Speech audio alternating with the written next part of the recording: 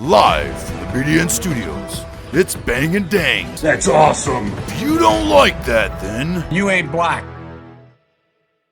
Outlaws, Gunslingers at the new year, but we're wrapping up the Bandidos finally after 1, 2, 3, 4, 5, 6, it's been 7 months we've been on the Bandidos. on a steel horse I ride. And this will be the last steel horses we ride for a while I because don't want it. all the other guys aren't worth our times. Yeah, Some of them, maybe the pagans or somebody. Yeah, But that'll be down the line.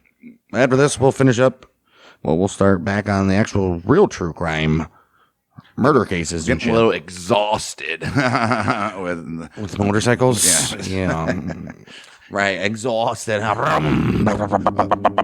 pun intended. All right. This time, you know how we always end these with crimes in America, which there's a lot. Actually, there's not that many states. There's just a lot of stuff that happened. Mainly Texas, obviously, because it's where they were founded. But there's only like 7 states they do business in every time. As we all know, the old Bandidos, they're designated an outlaw motorcycle gang by the U.S. Department of Justice. That reflects decades of investigations, obviously. According to them, activities have included drug and weapons trafficking, prostitution, money laundering, explosives violations, motorcycle and motorcycle parts theft, intimidation, insurance fraud, kidnapping, robbery, counterfeiting, contraband smuggling, extortion, arson, bombings, moida, and assault. Oh, wow. Also, drug activity is centered on the transportation and distribution of cocaine, marijuana, along with the production, obviously, and movement and sale of meth. They operate primarily across the northwest, southeastern, and southwestern, and west central regions of the United States. They're not allowed in the Midwest, baby. Right. Estimates place membership between 8 and 1,000 individuals spread across 93 chapters in 16 states. Oh. They got almost as many as the freaking Hells Angels, though. Membership, historically, predominantly white and Hispanic. Investigators have said the Bandidos have sourced narcotics through Mexican criminal organizations, including the Los Zetas, and have at times partnered with outlaws in criminal ventures. Rivalries have played a role in the club's history, a central role. Long-running conflicts have involved the Cossacks, the Angels, the Mongols, the Kinfolk, and the Vagos. Many of most violent incidents tied to the Bandidos have grown directly out of those rivalries. Taking all this together, it explains why the Bandino story has never been confined to one state, one decade, or even one courtroom. It's a national story, built out of expansion, enforcement, retaliation, long-running cycles of loyalty, violence that continue to shape how the club is viewed even to this very day. Starting in Arkansas. Ooh.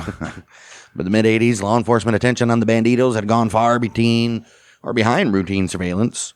February 22nd, 1985, the hammer finally came down in Old Little Rock. Ooh.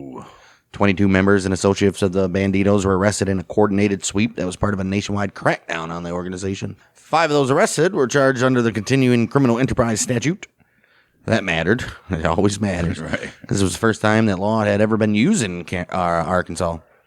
This was not a spur-of-the-moment bust either. The investigation had been building for 16 months. Involved the FBI, the DEA, and the Bureau of Alcohol, Tobacco, Firearms, and Explosives, otherwise known as the ATF. Right.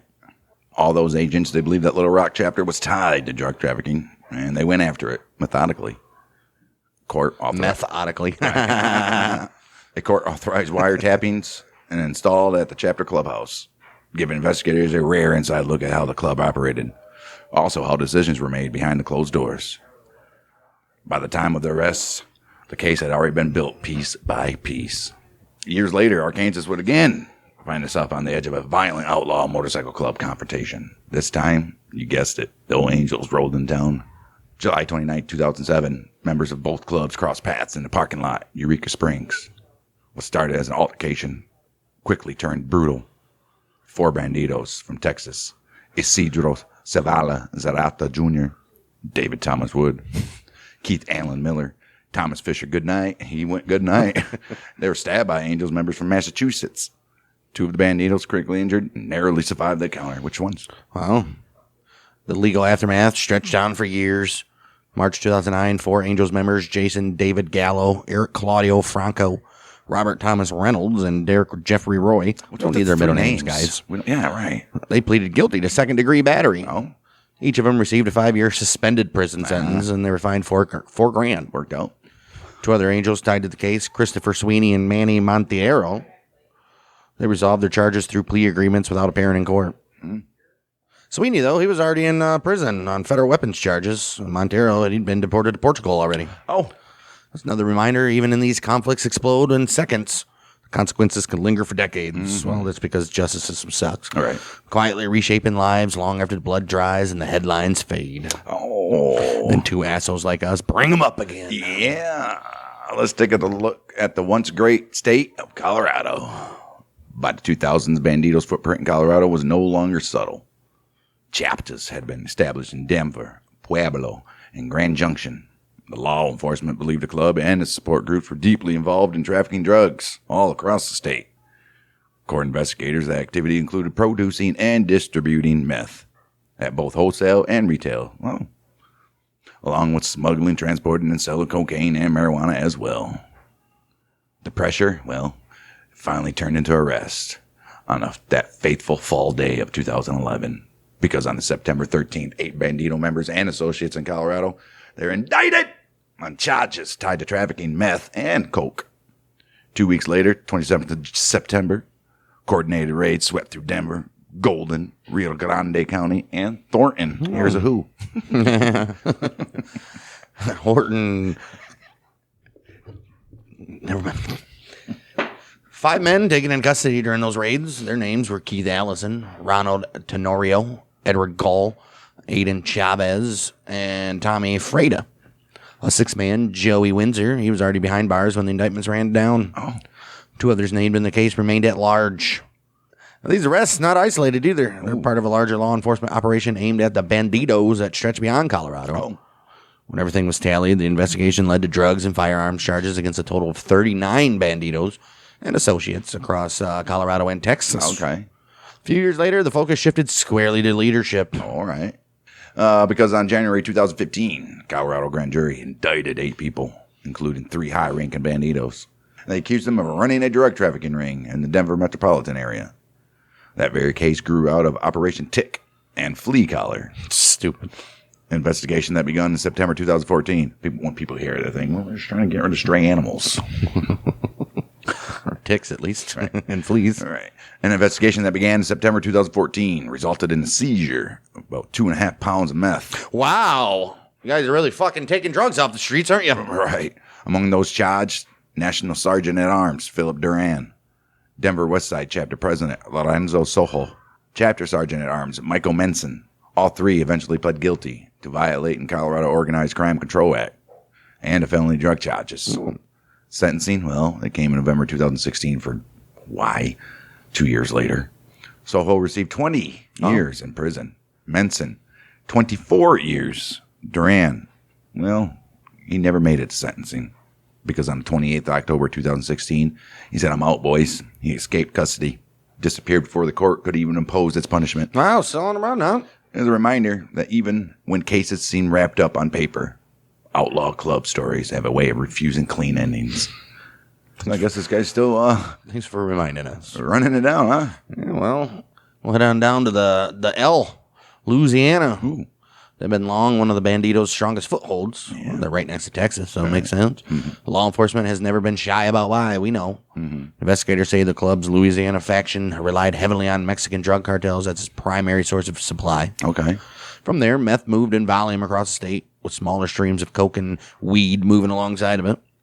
The operation wasn't limited to drugs either. Oh. Louisiana Bandidos were also tied to stealing Harley-Davidson motorcycles and shipping them overseas, turning stolen bikes into international profit. Violence and intimidation followed the club early. July of 1972, Jimmy Graves, a member of the Dallas, Texas chapter, he pleaded guilty to contract killing that reached into Louisiana. Uh-oh. March 9th, same year, National Guard Sergeant Charles Edwin Overfield, he was shot dead on I-20 near the Texas state line. Dang. Overfield had been set to testify against Robert Powell, who was a Bandidos associate charged with attempting to burglarize the Louisiana National Guard armory. Whoa. Oh, yeah. Powell, he was later sentenced to 30 years in state prison for attempted aggravated burglary and bribery of a witness. Graves, his part, he received a life sentence. 2 short years later, violence came home to Louisiana leadership because on the 5th of September 1974, David Wall, identified by law enforcement as the Bandidos president in the Shreveport city area, shot to death with a shotgun outside a Baugier City Lounge. Wow. Former club member indicted. Oh, wow. Case collapsed when the only witness disappeared. No trial ever. Wow. By the end of the decade, the pattern continued. Because on the 21st of July, 1979, off-duty Shreveport police officer Ronald Yule Rondine. What the fuck? Ron Yule Rondine. Is that a song? Ron Yule Rondine. It's a song that they played in Home Alone when they're racing through the airport. Run you, Rondine. Run, Rudolph. Run you, Rondine. Well, the song is.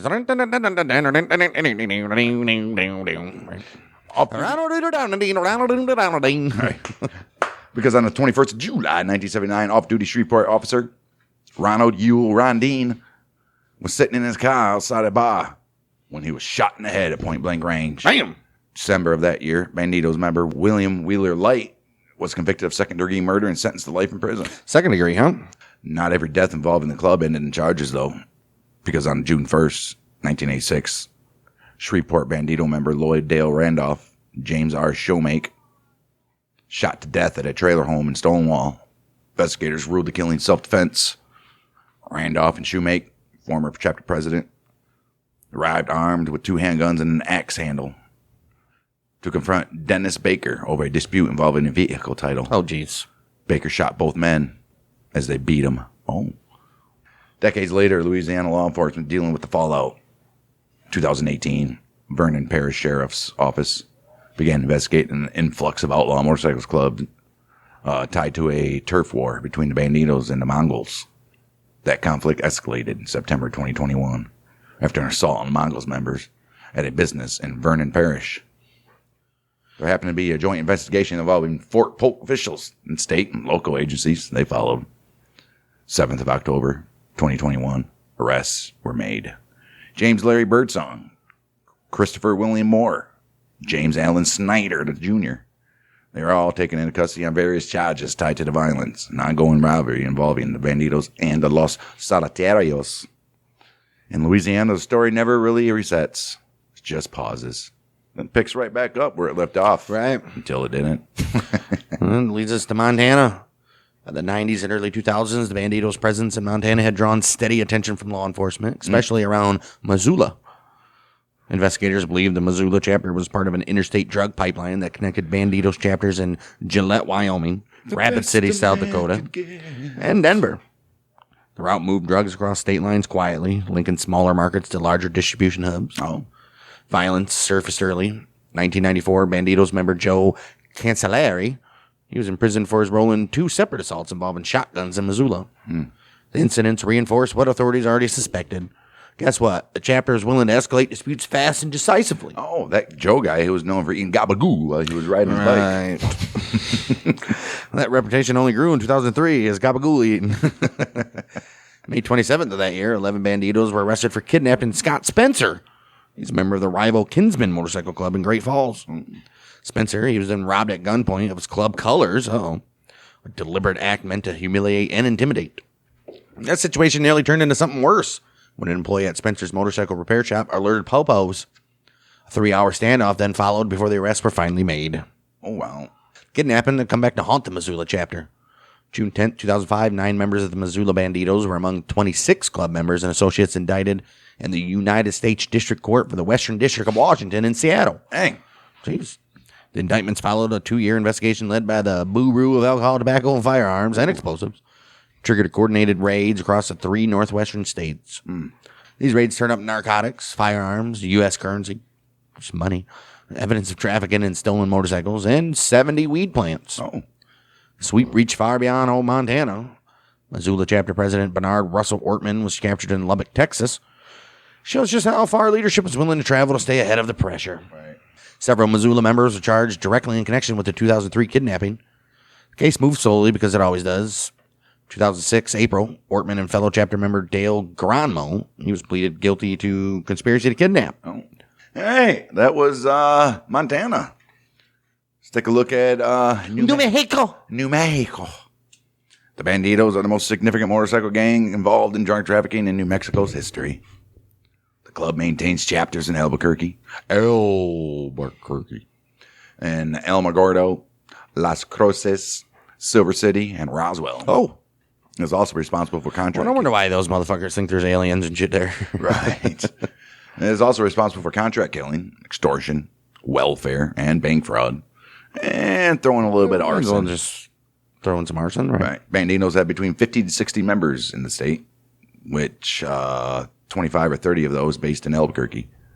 Bandidos National President Jeffrey Fay Pike, well, in 2011, he decided to split the Bandidos Western Hemisphere from the club's international chapters in Europe and Australia. Oh. This was a move opposed by faction in New Mexico and West Texas, led by El Paso, Texas chapter president Ernest Morgas. Guess what? They call him Ernie. Ernie.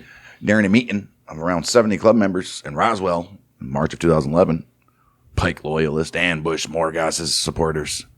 After being beaten with weapons and interrogated at gunpoint, Morgas and 15 other members of the El Paso chapter expelled from the club. Say, boys, we're not going to kill you, but Gotta go. give us them fucking colors, baby.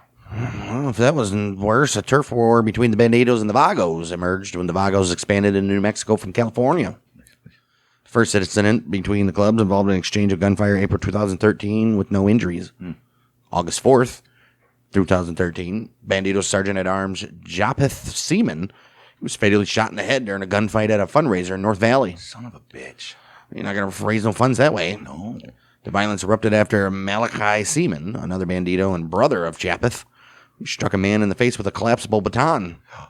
72 shell casings were recovered from the scene by the Popos. Malachi Seaman, he was charged with aggravated battery with a deadly weapon. Charges against Seaman were dropped due to lack of evidence, though, in March of 2015. 28th of March, 2015, members of the Wheels of Soul. Well, they're holding their annual fundraising event in an Applebee's restaurant. We don't know if it's annual, but in northeast Albuquerque. When Bandidos bikers, they arrived. They prompted a fight between the clubs, which spilled out into the restaurant's parking lot again, where Wheels of Soul members shot in the leg and wounded. No arrests were ever made. Police citing a lack of cooperation from witnesses, obviously. I bet. By the late 2010s, New Mexico had become another pressure point in the expanding rivalries between outlaw and motorcycle clubs. Because tensions between the Bandidos and the Vagos were already simmering when violence spilled into a residential neighborhood in Santa Fe.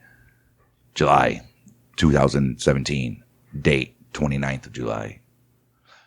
On the 29th of July 2017, Vagos member David Andrew Cordova and his son David Ray Cordova opened fire from a pickup truck on the home of a Bandito member. More than 20 rounds fired during the drive-by. In the chaos, Elder Cordova himself was wounded by gunfire. Turned the attack into a messier scene than anyone ever involved had likely planned. That very same year, federal attention tightened around the Bandidos in New Mexico. Because on the 19th of October 2017, the FBI arrested Bandido Sergeant-at-Arms Thomas Manana Giles and club hangaround Michael John Vickery. They did that in Albuquerque. The arrest came during a large-scale raid, resulted in the seizure of more than 20 vehicles and trailers. Oh. Good for those guys.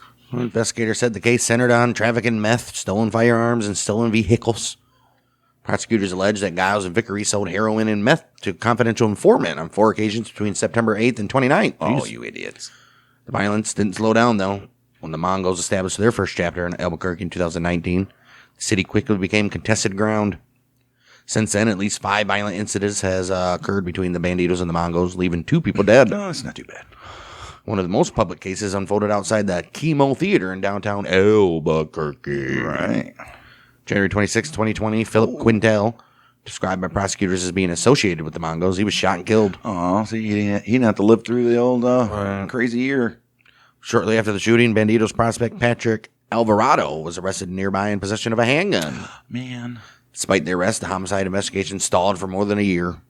During that time, Alvarado was patched in as a full member of the Bandidos. Then, February 9, 2023, prosecutors revived the case and formally charged him with Quintel's murder. There you go, baby. Just months later, violence escalated once again. This time, in front of hundreds and hundreds of witnesses. 26th of May, 2023, shootout broke out during 41st annual Red River Memorial Day motorcycle rally in Red River, obviously.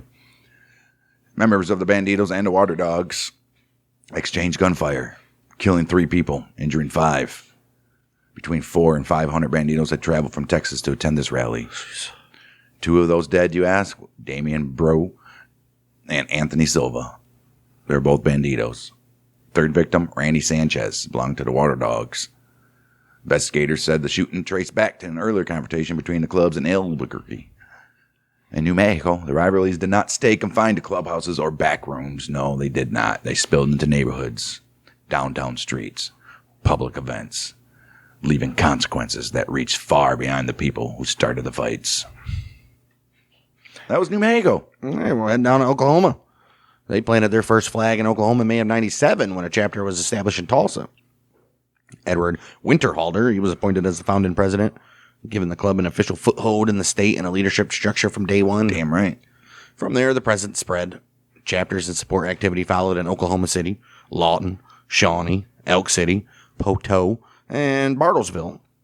Law enforcement agencies would later say the Oklahoma Bandidos were tied to gun running, retail-level drug distribution, and human trafficking. Oh. Much of that activity, according to investigators, was carried out in coordination with Mexican drug cartels, tying the local chapters into much larger criminal supply networks. Uh-oh.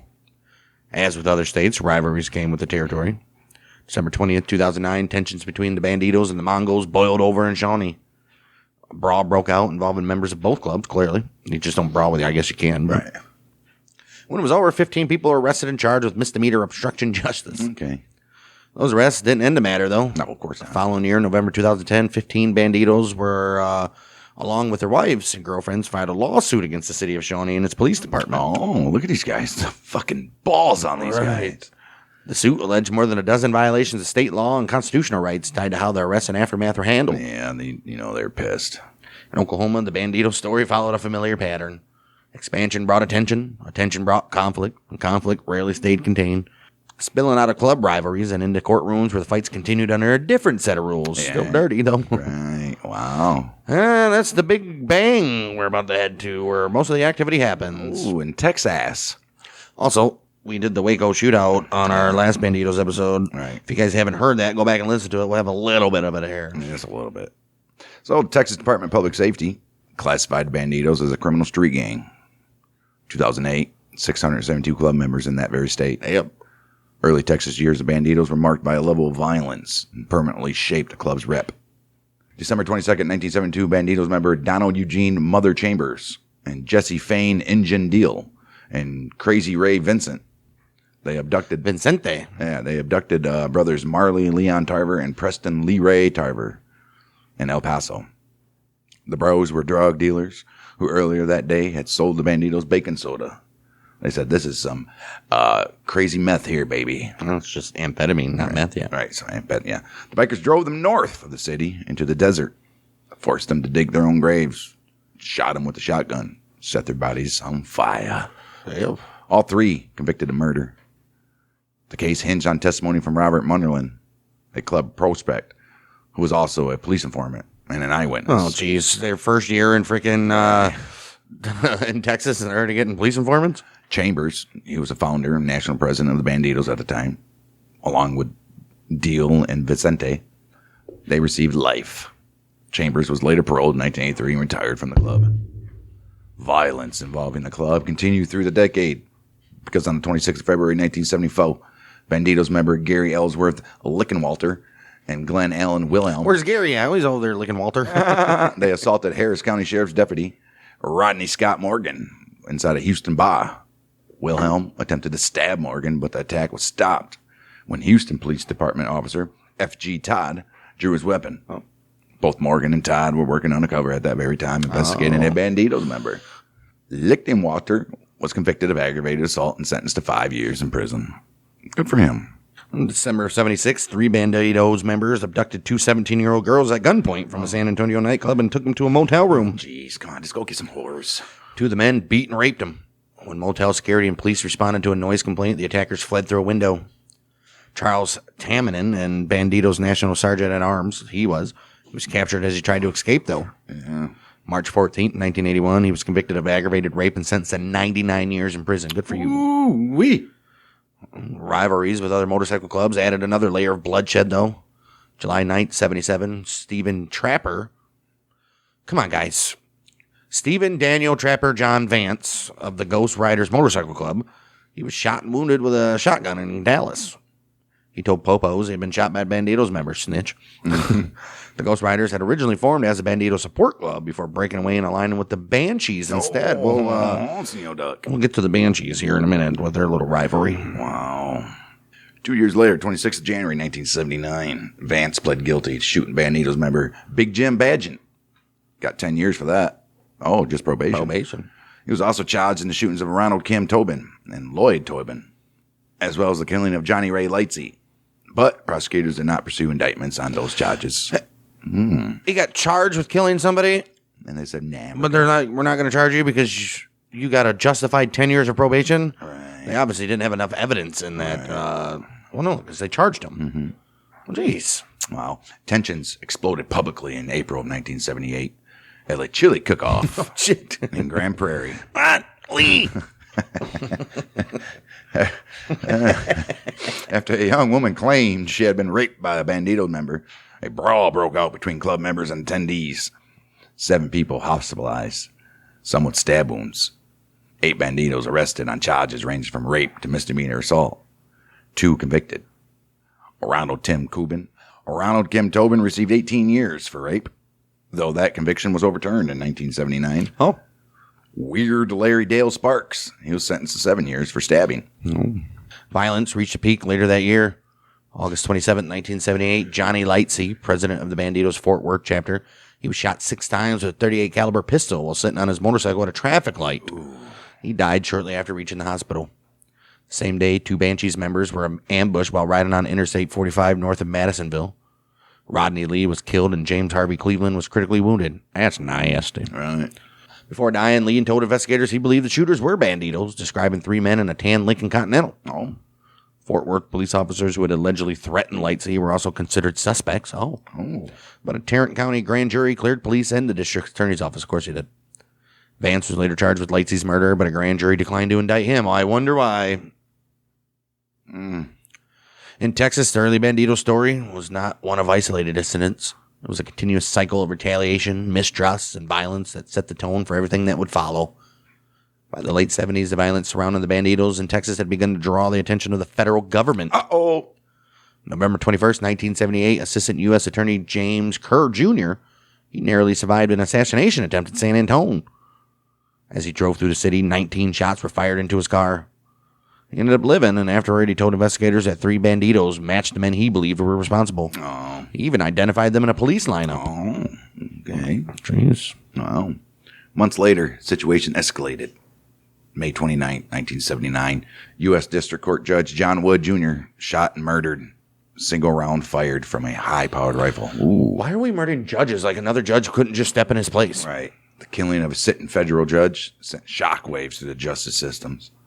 Investigators subpoenaed more than 100 Bandito members to testify before a grand jury. As pressure mounted, confrontations followed. February 10th, 1979, federal agents raided the department of Rudolph James Shaky Mallow, a Bandidos chapter president.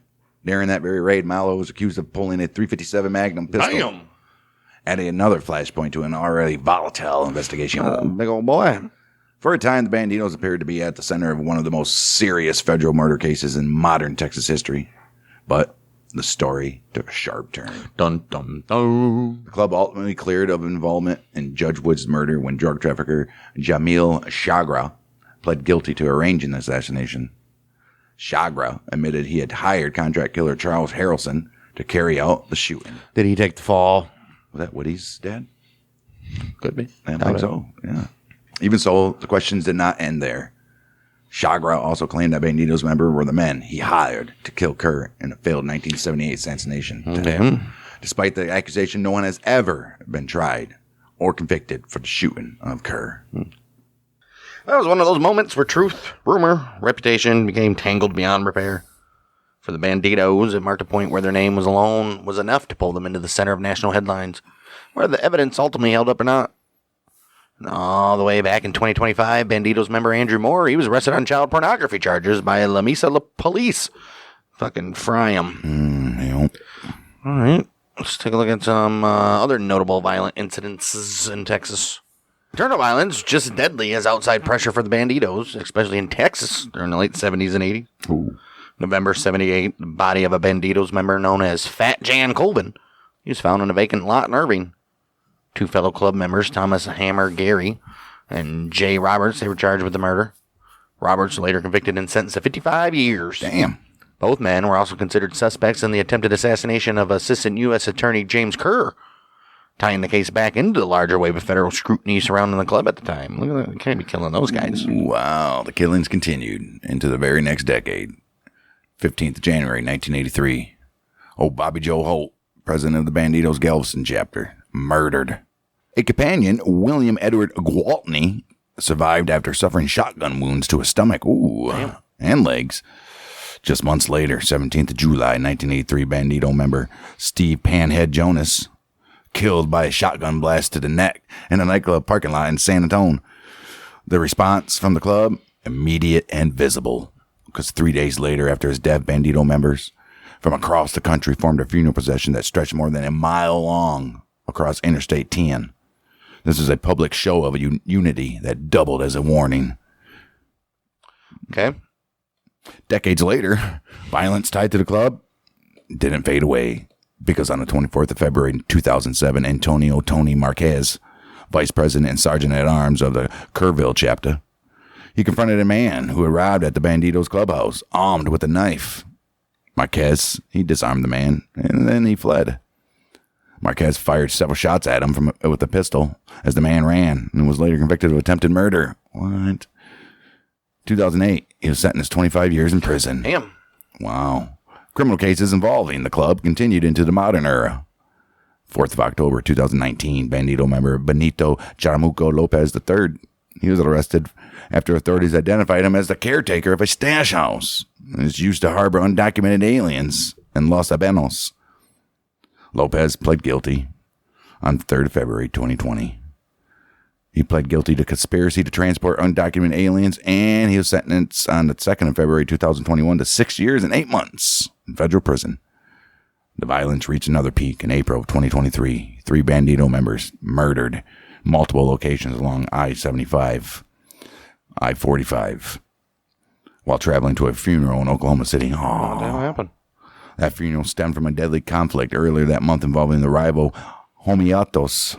Authorities described the shootings as a coordinated retaliatory attack connected to a series of recent violent encounters between the two groups. Well, by this point, the pattern was unmistakable.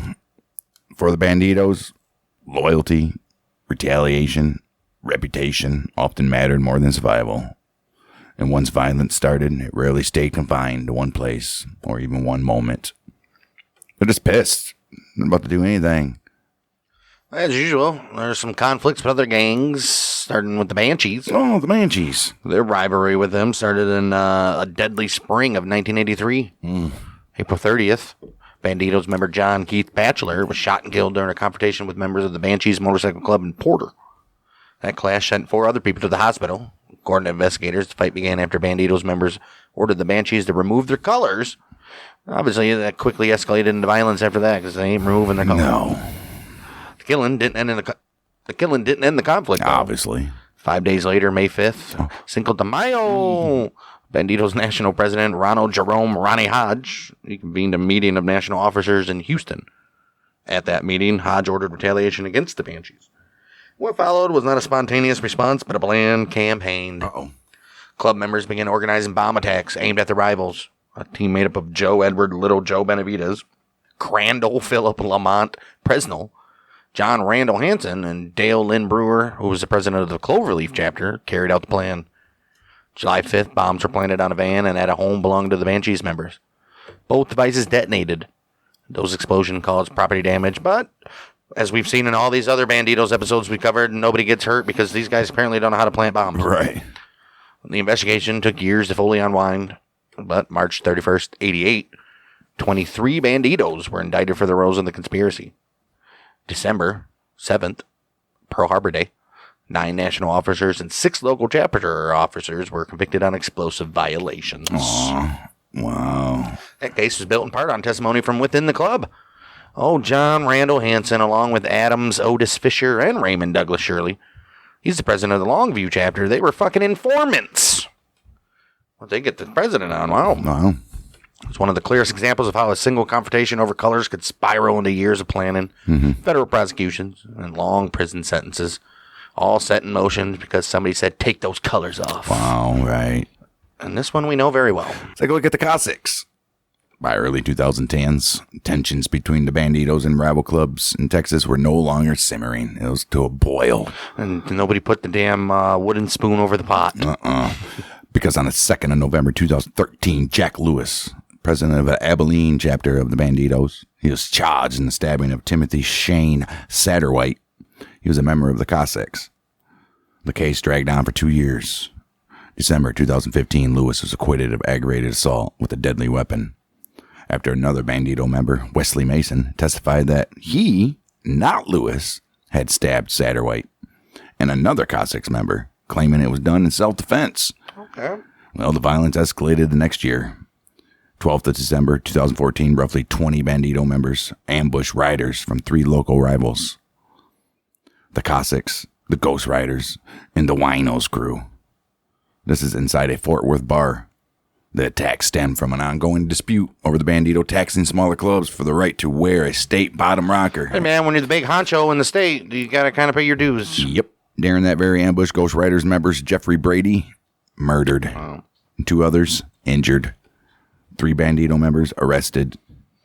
Howard Wayne Drifter Baker, Nicholas Zombie Pavendo, and Robert Dauber Stover. In June 2017, Baker was convicted of engaging in an organized crime and directing the activities of a street gang. 45 years in prison he got. Man. The cases against Pavendo and Stover dismissed. That happened in August 2015 and October of 2018. Well, I wonder if that guy just took credit for everything. it could have. Well, retaliation came quickly. March 22nd, 2015, around 10 Cossacks members forced a Bandidos rider off Interstate 35 near Lorena.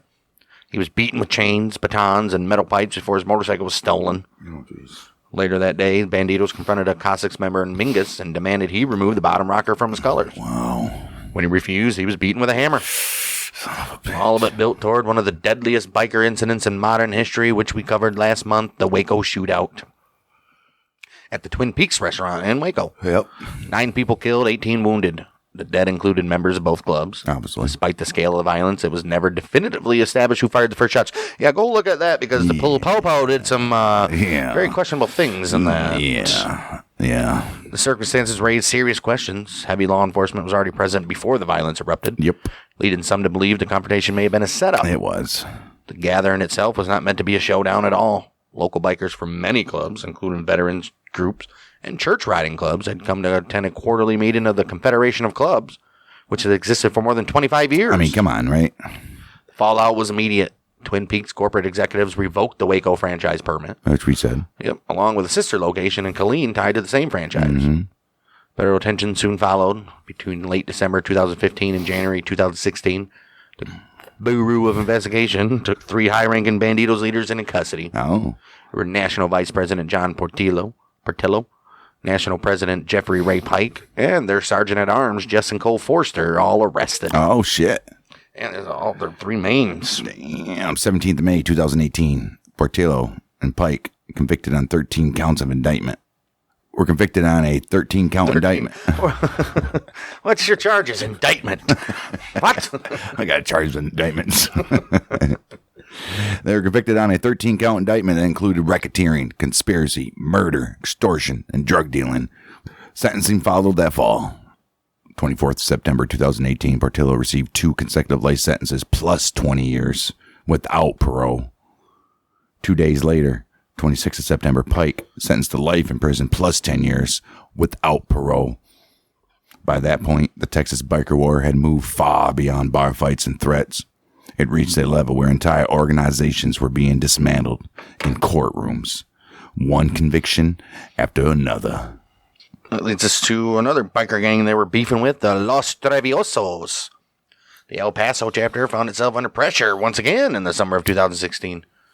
August 3rd, 3 senior members of the Bandidos El Paso chapter were charged with engaging in organized criminal activity tied to an aggravated robbery. Those charged were chapter president Juan Martinez, Secretary Thomas DiCarlo, and Sergeant-at-Arms James Heredia. Prosecutors, they allege the three men attacked members of the Los Traviesos motorcycle club in East El Paso. Oh. Attempted to steal their colors. Come on, guys. Come on, man. During the confrontation, one man was injured after being struck in the head with a baseball bat. Son of a bitch. And plus an extendable baton. Oh. They like those. I know. Incident fit a familiar pattern seen in other cases where disputes over colors and status escalated quickly into violence. It did. The case moved slowly. Events overtook the courtroom proceedings. Exactly 1 year later, 3rd of August, 2017, Juan Martinez murdered after being shot during a fight with another motorcycle gang. You didn't learn your lesson, Juan. His death ended any chance of resolution for the charges against him. I'd say it had a resolution. Right, I don't think it matters. The legal fallout for the remaining defendants stretched on for years. November 2017, the case against Thomas DiCarlo ended in a mistrial. Ultimately, prosecutors stepped away altogether. June 2021, El Paso County District Attorney's Office dismissed charges against DiCarlo and Heredia, along with Robert Farrell Grant III, the Sergeant-at-Arms of the Bandito Sport Club at Brass Knuckles MC. Like many Bandito cases, it ended not with a decisive verdict, but with time, shifting circumstances, and deaths reshaping the outcome long before a jury could ever do it. I mean, street justice, baby. Oh, yeah. Well, before Martinez dies, he's going to get into a little tiff with the kinfolk, because he was shot 7 times during what began... Damn, so he was shot 7 times before he got murdered. Oh, shit. He was shot 7 times during what began as a bar brawl between members of the two groups. Martinez lingered for several days. Oh, that's how he died. Right. Before he died from his wounds August 3rd. 7 times. Damn. Shooting left others injured. Bandidos members Belardo Salcido and Daniel Villalobos, they were both shot, along with Juan Miguel Vega Rivera. He was vice president of Organized Chaos MC. Oh. The case moved forward quickly once prosecutors identified a shooter, Javier Gonzalez, vice president of the Kinfolk El Paso chapter. He was charged with his murder. January 2019, Gonzalez convicted and sentenced to 56 years, bringing a little measure of legal closure to one of the most significant internal biker conflicts in the city's history. Damn. The violence between two clubs didn't end there. Because on the 12th of November 2020, members of the Bandidos and Kinfolk exchanged gunfire inside a bar in Lubbock. Lubbock? Sure. A Bandito member was wounded, suffering gunshot injuries to his leg and arm. The shootout added another city to a rivalry that was already spreading across West Texas. Indictments followed. 5th of January 2021, Bandito member Alfredo Paez and Kinfolk members Danny Lee Gallahue and Michael Roberts, they're all charged with engaging in organized criminal activity. Focus, well, it narrowed to leadership again. Gallahue, president of the Lubbock Kinfolk chapter, he pled guilty in July 2021 to possession of an unregistered NFA firearm. And on the 4th of November, he was sentenced to 7 years in federal prison. What began as a disagreement over leadership and direction had turned into shootings, prison sentence, and a lasting feud. The world of outlaw motorcycle clubs. Breakaways rarely stay political. Sooner or later, they almost always turn personal. Oh. No more business. It's business, baby. You liar. It's personal, baby. Oh, look at the Mongols. What do they have to be involved in here? Well, the Bandidos and the Mongols were involved in a shootout. Left one person, Alex Canales Villarreal, dead, and 3 others wounded at a bar in Midland. And that happened on the 16th of February, 2020. And they don't want to fuck with the Mongols after that, because they're like, Yeah, Mongols. And that's going to lead us to every biker gang in history is drug trafficking. By 85, federal law enforcement had decided the Bandidos were no longer a regional problem. They're going national, boys. February 22nd, 85, dozens of Bandidos members were arrested on narcotics and weapons charges during a nationwide operation coordinated by the Justice Department. Among those taken into custody was National Secretary Treasurer William Jerry Frio Pruitt. Arrests that were also carried out in Corpus Christi, Dallas, and Houston. 12 of them concentrated in the Houston Corpus Christi area where the club's mother chapter was based. right. The operation involved the FBI, the DEA, and the ATF. At the time, it was described as the largest law enforcement action ever conducted against a motorcycle club. Damn. When it ended, 82 arrests had been made across 9 states. Oh. Case was the result of a 16-month investigation into meth and PCP trafficking tied to the Bandidos. No shit. Just a few years later, the club's reach extended well beyond Texas as well, and they're not stopping. Ooh, because in 1989, members of the San Antonio chapter, they're hired by a marijuana trafficker, Daniel Nieto. He hired them to collect debts from customers in Michigan. Damn. That arrangement turned deadly on September 2nd, 1991. Oh, shit. This is when Bandido members Ernesto Nito Cartenas, Eric Wayne Green, and Edward Salas, they carried out a drive-by shooting at a home of Forrest Zudell in Mount Morris Township, Michigan. The attack killed a 14-year-old boy. Oh, that's going to bring the headlines. Wow, Zudell's family was under the protection of the Outlaws. Well, didn't protect them very well. To prevent retaliation, the Bandidos demanded and received $25,000 from Nieto to pay the Outlaws as compensation. Ooh. Situation collapsed soon after. Nieto and several co-conspirators arrested in May of 1992. This was in exchange for reduced sentences. Nieto testified that Bandidos eventually took over his marijuana operation entirely, and that he went along with it out of fear for his life and the lives of his family, which is probably true. Wow. January 95, Cortinas and Green were among the 28 people indicted on conspiracy charges related to marijuana distribution. All of them found guilty. One of the most notorious figures tied to the club's drug activity, though, was National Sergeant at Arms Thomas Lloyd Hammer Gary. Jerry or Gary? Gerry? Gary? Is it Jerry? Jerry had been involved in drug trafficking as early as 1989 and was imprisoned in the Texas Department of Criminal Justice from 90 until his parole in January 5th, 2005. Wow. After retiring from the Bandidos, he returned to drug dealing in 2007. This time, Jerry headed an organization operating out of Fort Worth with ties to the Aryan Brotherhood and the La Familia Michoacana. The ring ran until August 20th, 2009, when the DEA indicted and arrested 19 members. Investigators estimated the operation generated roughly $5 million. Jerry, he was sentenced to another 30 years in prison, where he died October 15th, 2010, at the age of 62. By that point, the picture was clear. The Bandidos were no longer just a motorcycle club tangled up in crime. They were a network, one that federal agencies had been dismantling piece by piece for decades, often discovering that every arrest uncovered something larger hidden just beneath the surface. By the late 90s, federal cases against the Bandidos were no longer aimed at individual chapters. They're aimed at the very top. Well, there were 5 senior figures who were ultimately convicted of the conspiracy of conspiring to manufacture and distribute meth. Those men: National President Charles Craig Giles Johnston, National Secretary Treasurer Terry Lark, San Antonio Chapter President Ernest Cortines, San Antonio Chapter Vice President Richard Benavides, and former International President James Lang. That's James Lang. The case began years earlier, 1994 of October. This is when the DEA raided a meth lab in Bexar County. The investigation expanded after expelled former Bandido National Officer J. Lane Roberts. And guess what? He turned state witness, babies, helping agents connect the lab directly to the club's leadership. Roberts later entered the witness protection program. I bet he did. Yep. Sentencing came in November 1998. Johnston, Lark, Benavides, Lang, they got 10 years federal prison. That's it. Cortines, 5 years after urging the others to accept a plea deal. They didn't, and he did. Well, Johnson later died on 27th January 2020 at the age 72 of COVID.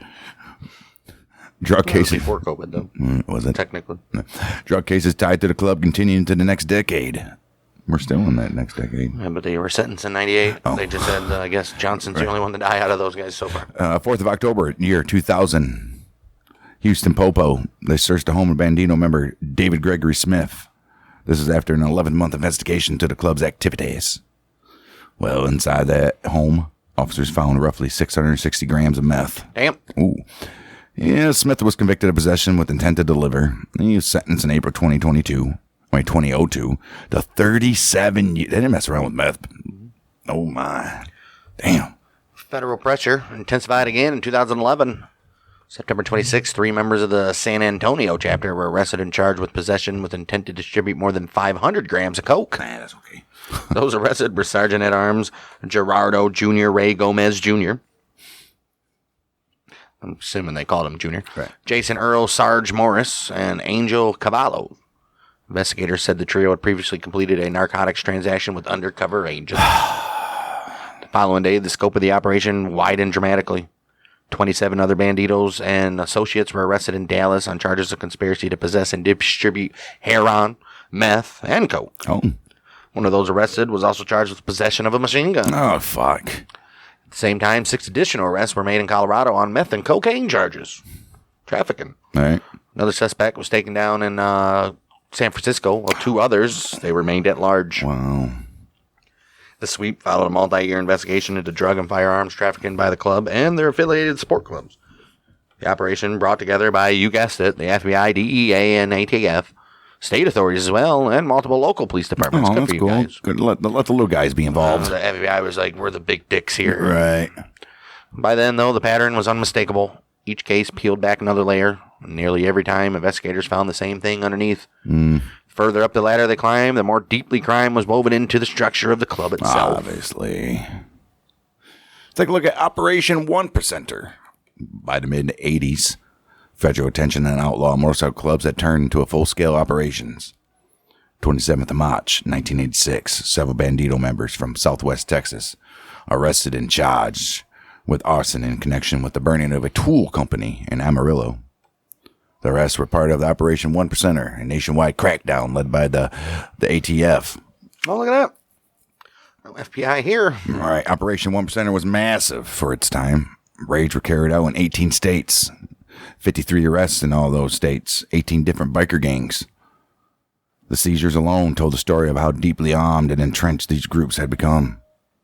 Agents recovered 10 sawed-off shotguns, 10 machine guns, 63 rifles, 100 handguns, along with about 4,500 pounds or rounds of ammo. Ironically, the handguns are probably the most sentenced. Right. Yeah, a shotgun, you can do anything with those. Well, the machine guns. Oh, yeah. They also seized 6 silencers. Ooh, now you're in trouble. Yeah. A bomb, 4 hand grenades, Yeah. and 5 pounds of dynamite. Yeah. Their operation turned up 15 stolen vehicles, Damn. a stolen computer, an entire drug lab. Damn, they stole a drug lab? Wow. And also large quantities of coke, marijuana, and PCP. For Bandidos, the Amarillo arson, well, it's just one more charge among many. It placed them squarely inside that federal agency's now viewed as a national criminal network. See, these guys are in trouble. Operation 1%er marked a turning point when biker investigations stopped being local problems and started being treated as coordinated threats that crossed state lines and demanded federal answers. Like, all right, now this is getting a little out of hand, guys. Well, guess what? We're not done in Texas because we got other murders not related to biker gangs, I guess. Wow. Or liars. We got some more other notable moitas happening here, starting with the murder of Roberto Lara. Revenge killings, nothing new inside the Bandidos world, but the events surrounding Roberto Lara showed just how formalized retaliation had become. October 2001, Javier Negrete was a member of the Bandidos Southwest San Antonio chapter. He was killed in a drive-by shooting in San Antonio. Shooter was identified as Lara. Frederick Fast Fred Cortez, who was only a prospect at the time. He was present when Negrete was shot and returned fire at Lara's vehicle. Not long after, Cortez was patched in as full member. The response, though, came months later. January 2002, Cortez and fellow chapter member Richard Stephen Merla, I call him Scarface, he lured Lara to a remote area in Atascocita County. Why is this guy going places with the opposition? All right. There, they shot and killed him. Prosecutors said the murder was carried out as retaliation for Negrete's death, clearly. The case eventually unraveled from the inside. Merla, who was already serving a 40-year prison sentence for the murder of boxer Robert Quiroga, he testified that he and Cortez carried out the killing on the orders of Bandidos National Vice President Jean Xavier Portillo. Years later, federal charges followed. October 2016, Cortez pleaded guilty to murder in aid of racketeering. October 2nd, 2018, he was sentenced to 13 years in prison. Merla received an extra 40-year sentence for Lara's murder. He was ordered to run concurrently with his existing sentence. The fallout reached the highest levels of the club. September 24, 2018, Portillo was sentenced to 2 consecutive life terms plus 20 after being convicted on racketeering charges. Just another reminder that within the old Bandidos, violence was not just tolerated. Oh. It was organized, approved, and enforced from the top down. Any other club is. Oh, wow. With consequences that often arrived years later, long after the guns had gone quiet. Oh. Well, this guy. Let's take a look at Robert Quiroga. 2006, Richard Merla. He was arrested for the murder of Robert Quiroga, the former International Boxing Federation super flyweight champion. Damn. Who held the title from 1990 to 93. He was well known around the San Antonio area. The killing took place on the 16th of August in 2004. According to investigators, dispute began over a Scarface poster. Come on. That Merla had illegally obtained from one of Quiroga's friends. Are we kidding me right now? The argument escalated later that night. You got my fucking poster, man. Right. I got your fucking poster. Jeez. Merla stabbed Quiroga multiple times and left him near his vehicle along Interstate 10. A passerby discovered his body lying beside the car and flagged down an officer. But guess what? Quiroga did not survive his injuries. Wow. Merla, he pled no contest in 2007, 40 years in prison. Later statements, Merla expressed no remorse. He said, he had to die. He stole say hello to my... A fucking Scarface poster. Get out of it. Was it signed or something? Doubtful. A posture that only deepened the shock surrounding the case. He said, I don't care. Is what it is. The murder carried added attention because Quiroga had celebrity status in the area, and Bandidos leadership was not immune to that rep. Local chapter president Jean-Xavier Patel, he was known to be a fan of the boxer. Oh. Was he mad? Well, the Bandido Motorcycle Club moved quickly to distance itself from the crime. Hey, man, we didn't do nothing. Club leadership publicly denied any involvement, stating that Merla acted on his own and not behalf of the organization. And Merla was expelled from the club as a result. They're like, what are you doing, you dumbass? This is one of those cases, guys, that cut against the usual narrative. No rival club, no orders from above. Just personal grievance that ended in a public figure's life. And it followed Merla into prison. This is where it became inseparable from the rest of his violent history. Because in March in 2006, Austin police publicly pointed the finger at Bandidos in one of the most chilling motorcycle-related murders in Texas history. That leads us to Anthony Benish. Night of March 18th, 2006, 44-year-old Benish was leaving a North Austin restaurant with his girlfriend and his 2 children when he was shot in the head and killed. Oh, no. The shot came from an unseen sniper. Police said the shooter used a single round fired from a high-powered rifle. Or it was from the grassy knoll. Right. Striking Benish while he was flanked by other people. A detail that immediately suggested planning and precision. Yeah, he was in the middle of the group. And Benish, he was a local motorcyclist who had been attempting to establish an Auster chapter of the Hells Angels. That's what happens. But according to investigators, that effort had not gone unnoticed. Days leading up to his death, Benish had reportedly received phone calls from Bandidos members warning him to stop wearing a vest displaying Hells Angels patches. Oh. The timing only added to the suspicion. The murder took place the same weekend as the Bandidos MC annual birthday party in Southeast Texas, which marked the 40th anniversary of the club's founding in 1966. To the Popo, it looked like less than a coincidence and more like a message. You're not setting up shop here, Angels. Senor Duck. For years, the case remained unresolved publicly, hanging over Austin. Then, more than a decade later, movement finally came. March 7th, 2017, federal authorities, they announced that 4 members of the Bandidos had been arrested and charged in connection with the murder of Benish. Let's take a look at the old state of Washington. And the last state on our list. Washington has long been another quiet stronghold for the old Bandidos. By the time law enforcement began publicly tracking the club's footprint in that very state, there were about 14 active chapters. Did you let them get 14 chapters before you guys started tracking them? What the hell are you doing? Investigators said that those chapters were tied to meth, obviously, and a pattern of violent crime that followed wherever the rival clubs and drug disputes overlapped. That attention, it came early. 22nd February 1985, 13 Bandido members arrested across all of Washington. That's part of a nationwide crackdown. Well, statewide. It's part of a nationwide crackdown. Right. One of the operations. 11 arrests were made in Bellingham, with 2 more in Everett, and also in Puyallup. Among those taken into custody were none other than club officers Zach Edward Sikora. Or Jack, but yeah. Jack Edward Sikora, George Irvin Sherman, and John Jerome Francis. The rest follows a 16-month investigation involving the FBI, the ATF, and the DEA.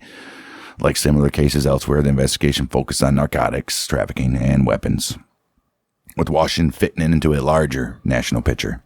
Violence tied to the club resurfaced years later in a very public way. Why? What happened? Well, because on June 18, 2000, a drug dispute between the Bandidos and the Iron Horsemen, it erupted into a gunfight at a motorcycle rally near Zila. The Bandito Sergeant-at-Arms Frederick Etzel murdered.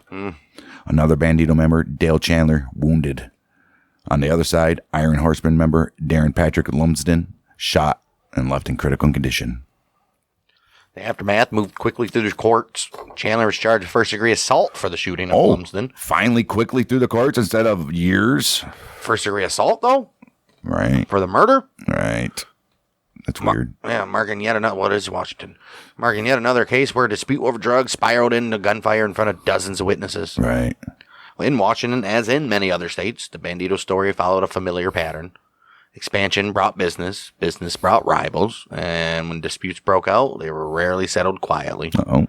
By the mid-2000s, federal cases against the Bandidos in the Pacific Northwest had grown far beyond local arrests. June 10th, 2005, 32 members and associates tied to the Bandidos chapters in Bellingham and Missoula, Montana. They were indicted in the U.S. District Court in Seattle. Charges were sweeping and serious, including conspiracy to commit moida, witness tampering, violent crime and aid of racketeering, and multiple drug and weapons offenses. The indictments followed a 2-year investigation into the club's activities. Raids, and they're making macaroni pictures. Raids and arrests that followed turned up firearms and knives and meth and marijuana, stolen motorcycles and vehicle parts, more than $25,000 in cash. Oh, that's it. It's one of the most comprehensive snapshots yet of how deeply criminal activity had been woven into certain chapters. Right. I mean, it's there. Right, because you think all chapters were criminals? Not Some of them all. probably were just like chilling, bro. They were just chilling. Right. 18 of those charged ultimately pled guilty. Among them, International President George Wiegers, Bellingham Chapter President Glenn Merritt, and Missoula Chapter President Bernard Ortman. Wiegers, his case drew particular attention because in October 2006, he reached an unusual plea agreement. It was negotiated by his attorney, Jeffrey Lustig. He would receive credit for 22 months already served and 3 years of supervised release. Despite the felony conviction, the agreement approved by Judge John Cohenor allowed him to continue participating in Bandito events. Judge John Guggenor or whatever is on the payroll. Wow, he was also allowed to associate with known felons. And he was allowed to travel internationally with court permission. No RICO forfeitures were ever imposed. What are we doing, Washington? Wow. I want that guy's lawyer. Right. Merritt, he received the longest sentence among those who pleaded guilty. Oh. November 2006, he was sentenced to 4 years in prison. That's not even that. You do a year and a half, Right. if that. He was sentenced for drug possession and trafficking and stolen property. The remaining defendants received sentences ranging from probation to 30 months. Okay. Years later, Washington would again be shaken by violence tied to the club, though. January 2020. The world don't know what's about to hit them. But investigators know that investigators know from the FBI that they believe Bandidos members and associates, they're involved in the January 27, 2017 murders of a family in foreign Seaback. Oh, no. Christelle Carriaga and her children, Jonathan Higgins and Hunter Shop. How many baby daddies do you need? Dang. They were found shot to death inside their burning home. Oh, it's bad enough you had to shoot them and then you had to burn them alive or dead. Burn them dead. 2 days later, Johnny Carriaga was discovered shot and burned inside a truck on a rural tree farm in Mason County. Oh, he was the fucking guy they had a beef with, but then said they went and killed his family like fucking dicks. That's ridiculous. The brutality of the crime drew statewide attention and remained unresolved for years. Bandidos associate Danny J. Kelly Jr. was named early on as a person of interest. The case stayed cold and open until arrests were finally made years later. Oh. Because on June 5th, 2022, Kelly, along with Robert Watson and Johnny Wilson, they were arrested and charged in connection with the quadruple homicide. It's a stark reminder that even long after major indictments and plea deals, the consequences tied to outlaw motorcycle clubs in the Pacific Northwest are far from over, probably still ongoing. Yep. Some cases faded quietly into court records, others waited years before resurfacing with devastating force. And others remain unsolved. Until they aren't. That is the end of our Bandito journey. Yeah. And the end of crimes in America for the Bandidos. Well, it's not the end, because maybe we'll revisit in like 3 years. We'll have a bunch more stuff. But The Bandidos are like the redheaded stepchild of the biker gangs.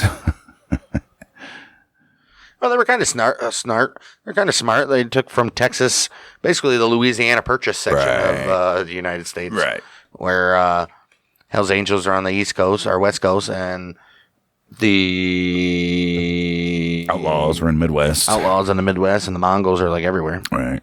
So, well, mainly Canada. Any outlaw. Crazy. Yeah. And not only is that the end of our Bandidos, that is the end for the foreseeable future of motorcycle clubs for us as we get back to The real stuff, baby. true crime stuff, like Bludgeoning and shit like that. just random crimes. Man, that's random stupid shit. Just random crimes like... No, we can't do that. Like the Centralia massacre, where it was in 1919, or maybe the barbecue murders. It was a double murder in Marin County. Or maybe the Golden Dragon massacre, where it was a gang-related shooting attack that took place inside the Golden Dragon restaurant in Chinatown, San Francisco, between some gangs. Oh, well. Well, maybe even the Tammy Jo Alexander. She was found murdered in Caledonia, New York. And there's a big old thing on her. Who knows what happened there? Chicago Tylenol murders. You guys have heard of that? Or poison in Tylenol. Dominique Dunn was the daughter of Dominic Dunn, the famous author guy. She was murdered. Adam Walsh's son's murder. Or his... Walsh, the son murder. The Wonderland murders you guys have seen in... If you guys seen a Boogie Nights, there's a little scene in that where all the little drug dealers and shit were murdered inside the house. Got a lot of murder, stuff like that. Yeah, maybe the Brant Road murder-suicide. We might do that one, too. That's a good one. What? I don't know what that is. Exactly what it is. Just recently, Yeah. MSU shooting at the Michigan State University, the mass shooting that took place not a while ago, the Buffalo supermarket shooting, the FedEx... the Buffalo one's going to be... That's going to be a conspiracy one. Yeah, the FedEx shooting, the Oxford shooting that took place in Michigan not too long ago. Gabby Petito, you guys remember that case where she went missing with her boyfriend and then they found him dead. We got all kinds of stuff like that. The Orlando nightclub shooting, El Paso shooting in Walmart, the Idaho killings for the college kids. So we're going to be doing stuff like that the second Tuesday of every month. Right. Just and taking place of the motorcycle gangs, and then it's back to regular scheduled program. And as of next week, we'll be back with Remastered, which we are moving into kind of wrapping up the Public Enemy phase. Yep. Yeah, we got a couple more Public Enemies like Wilbur Underhill. Who's the other guys? We got a lot of guys. Yeah. Still. And then we'll move on to the Some serial killers. 50s and 60s fucking greaser shit. 50s, 60s gangs and the actual true crime stuff. So we're going to be remastering the true crime at the same time that we're doing other true crime stuff 2 weeks in a row. So you guys want your fix of true crime, serial killers, and mafia, keep it right here. Subscribe, share it with your friends, leave a comment, and likes and reviews. And we'll see you next week for another remastered episode of Outlaws and Gunslingers. We'll see you then where the multiple is going to roll. Bang, bang.